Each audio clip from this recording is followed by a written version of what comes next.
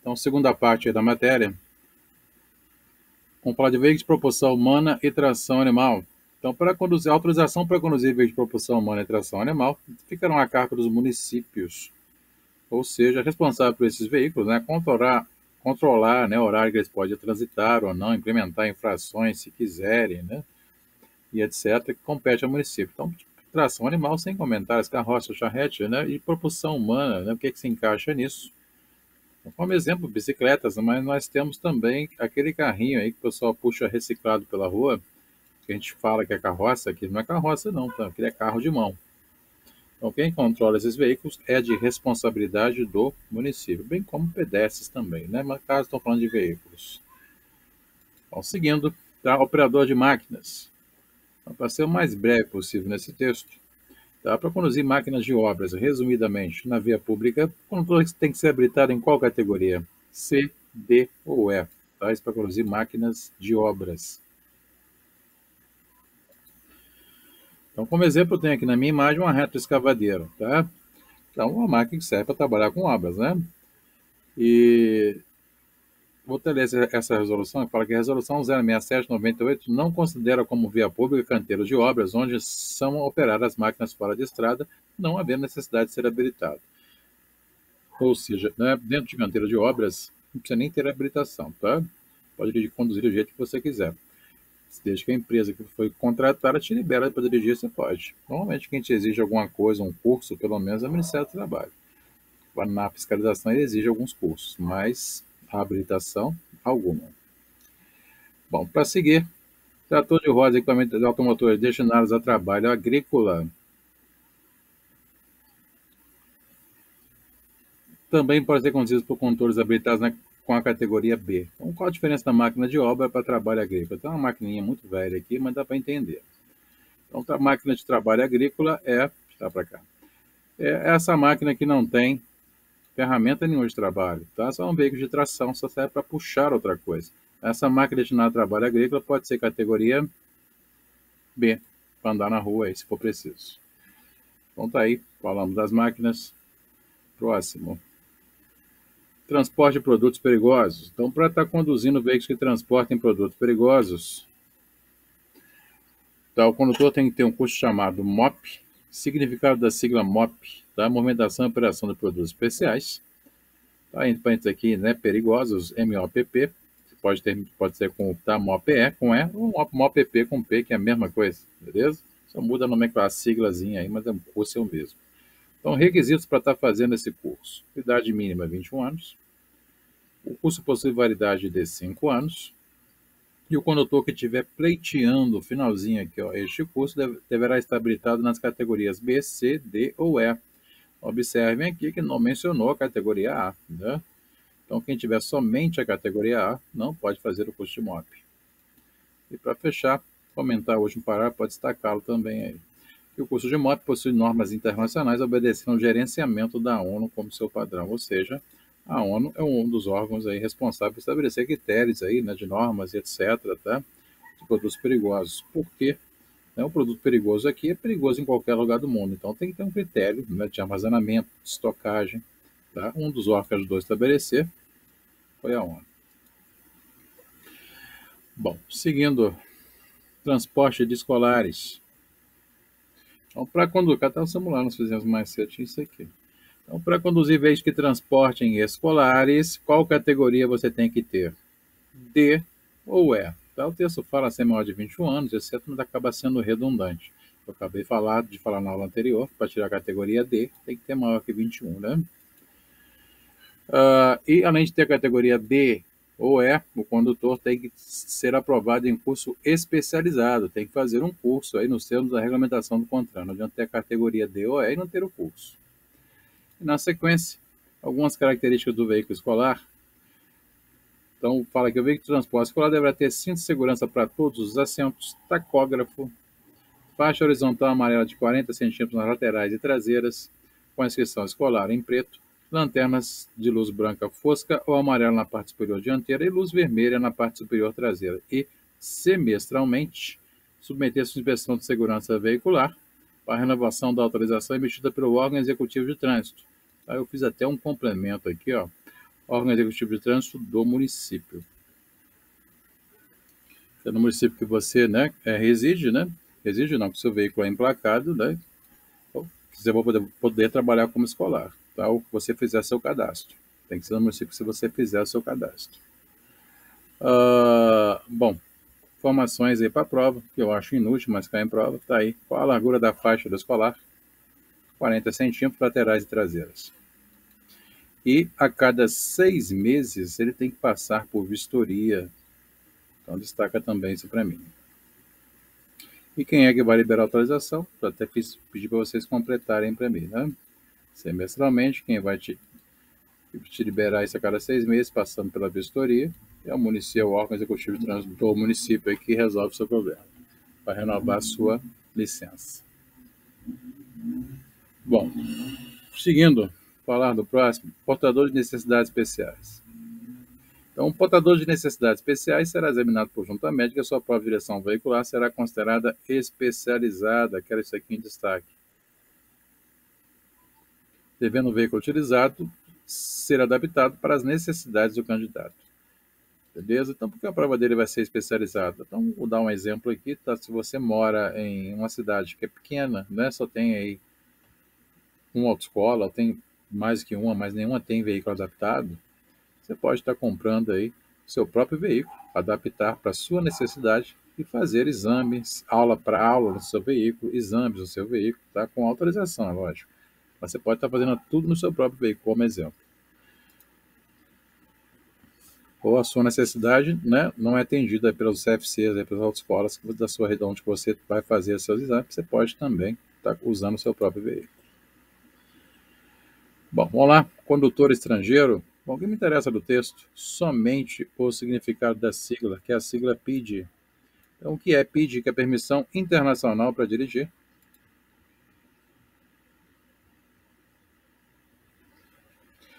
Só marcar o significado. Resumindo aqui, é uma habilitação que serve para você dirigir, na teoria, em 98 países aí, né, que seguem a mesma convenção, tá? Então, na teoria, você dirige em 98 países sem maiores problemas, levando essa sua pitch, tá? Na teoria, porque na prática muda alguma coisinha aí, mas sem detalhes. O que me interessa é a pitch, o significado da sigla, já diz que todos vocês terão direito, só pagar uma taxa aí para o Estado, ela vai chegar na sua residência, para você viajar aí para fora do país. Renovação da habilitação. Então, o prazo para estar renovando a habilitação. Então, o que vence não é só a carteira de habilitação. A carteira de habilitação não vence. O que vence é seu exame de saúde, seu exame médico. Então, de quanto em quanto tempo eu tenho que estar reavaliando minha saúde, lá, meus exames? Então, está aqui, ó, letra A. Quando estou com idade inferior a 50 anos, renovar seus exames a cada 10 anos. Quando estou com idade superior a 50 e inferior a 70, a cada 5 anos. E igual ou superior a 70 anos a cada 3 anos. O parágrafozinho que me interessa é esse aqui também. Fica a critério do examinador a validade inferior dependendo de algum problema de saúde constatado, ou seja, esse tempo pode ser reduzido, pode ser menor, independente de sua idade. Bom, falamos da renovação, algumas coisas eu vou pular aqui, tá? Vou ignorar. É interessante, mas é muita informação para a cabeça de vocês, eu evito muito, tá? Vamos falar de órgãos normativos, diretamente no que eu quero. Então, sobre órgãos normativos, tá? Nós temos 3 órgãos normativos aí, que é o CONTRAN, CETRAN e CONTRANDIF. Então, sobre o CONTRAN, vocês vão destacar no seu texto, que está em vermelho na minha tela. Ele é o órgão máximo normativo, somente isso. E, ainda no seu texto, essa parte final aqui, que fala sobre criar câmaras temáticas. Tá, aqui tem como objetivo estudar e oferecer sugestões sobre assuntos específicos. Então, essas são as câmaras temáticas. Uma perguntinha de simulado, muito tempo que eu não as vejo. Tá? Qual órgão possui câmaras temáticas? CONTRAN. Qual é o órgão máximo normativo? Também CONTRAN. E mais uma dicasinha para a prova. Dicas, isso não é regra, tá? Começou com a letrinha C, é órgão normativo. Logo abaixo teremos um com letra C que não é normativo. Então, normativo, repetindo, não sei se eu disse, são aqueles que criam normas, leis e regras. Então, criam as regras, as normas, as leis para os executivos, que são os próximos, né, fazerem elas funcionarem, aplicarem. Vamos falar do primeiro aqui, que são órgãos executivos, tá? Sobre o Senatran, que é a Secretaria Nacional de Trânsito, órgão máximo executivo de trânsito da União. Então, vamos marcar para mim, tá? Sobre o Senatran, que ele é o órgão máximo executivo.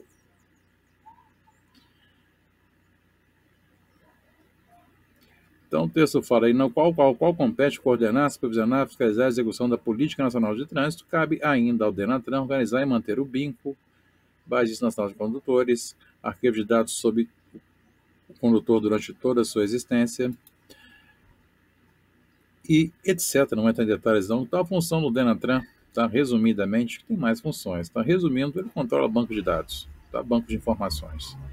Tá? A responsabilidade dele, né, fomentar os dados aí, manter eles aí atualizados. Então, o que me interessa aqui, eu quero duas siglas de significado para a sua prova. A primeira sigla, a sigla RENASH.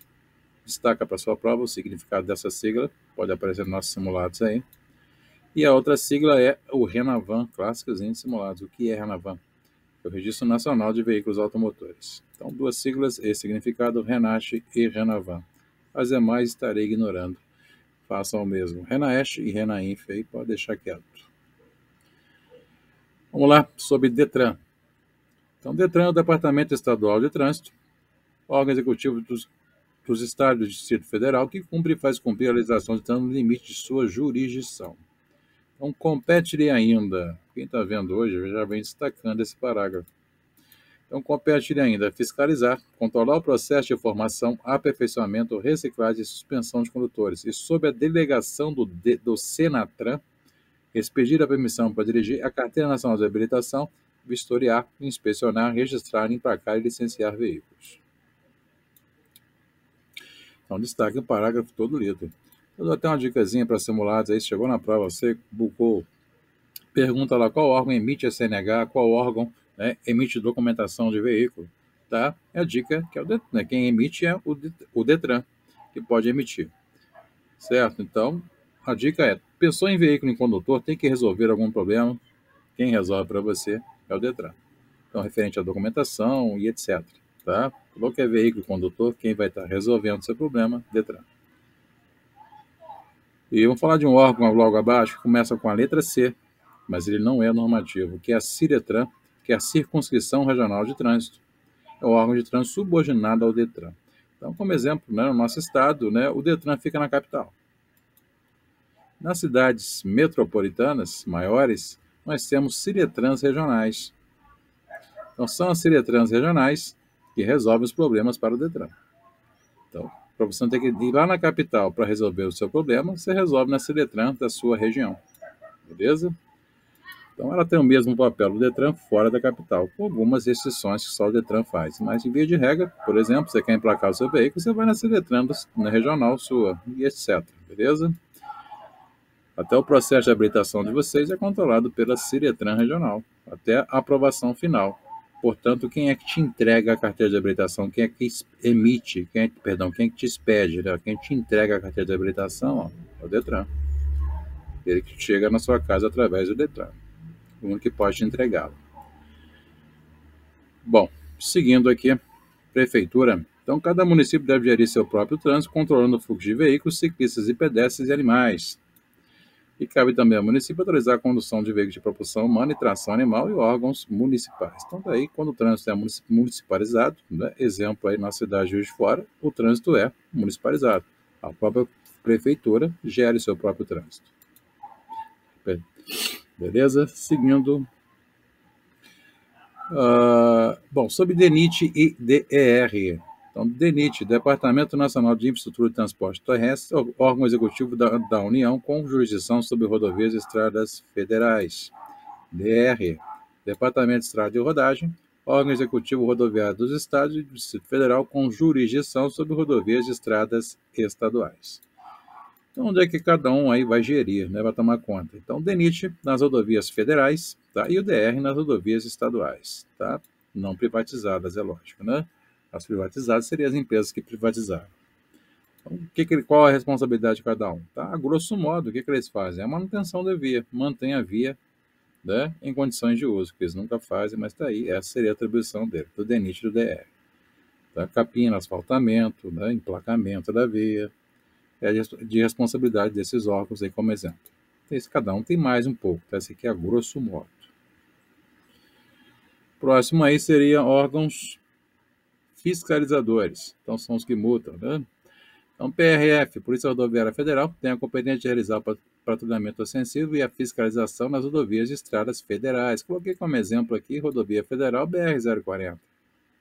Então, quem fiscaliza lá é a PRF. Então, PMRV, Polícia Militar Rodoviária. Então, tem a mesma competência da PRF no âmbito de rodovias e estradas estaduais do Estado. Então, com o nosso Estado, como exemplo, eu coloquei aqui na MG 267, que o órgão responsável por fiscalizar aí seria a Polícia Rodoviária Estadual.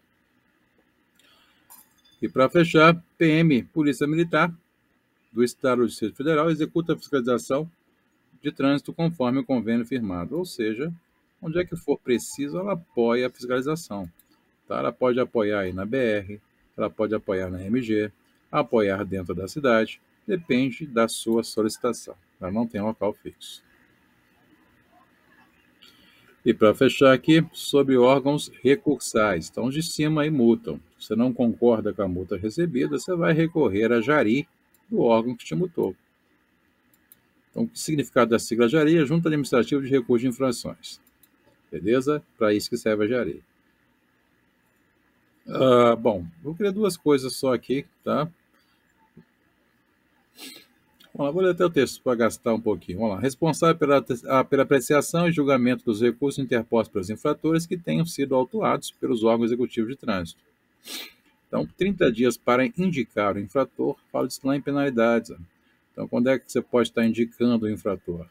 Quando seu veículo não é parado para multar, aquela infração que é dada para a placa do veículo, então você tem 30 dias para colocar alguém no seu lugar, se você não puder perder pontos na carteira. Mesmo que tenha sido você que estava dirigindo. Né? Quem dá a brecha aqui é o próprio CTB. Coloca aí outra pessoa em seu lugar para ser penalizado, né? Perder pontos e etc. E solicitar aos órgãos e entidades executivas de trânsito rodoviárias informações complementares relativas aos recursos, objetivando melhor análise da situação recorrida, né?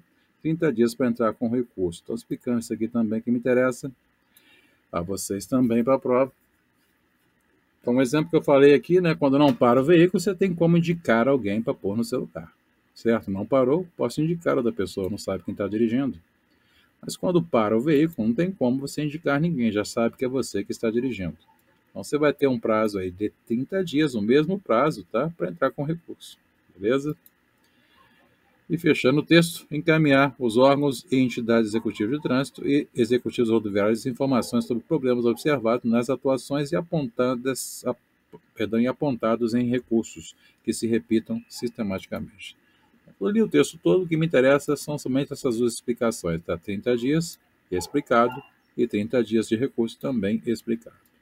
E o que é uma JARI? Tá? Por vez de se carecer em simulado direto, vocês não sabem o que é JARI. Tá aí a informação do que é uma JARI. Bom, por enquanto só, que aqui a segunda parte só vai até aqui. Se tiver alguém ouvindo aí, que eu nem sei se tem alguém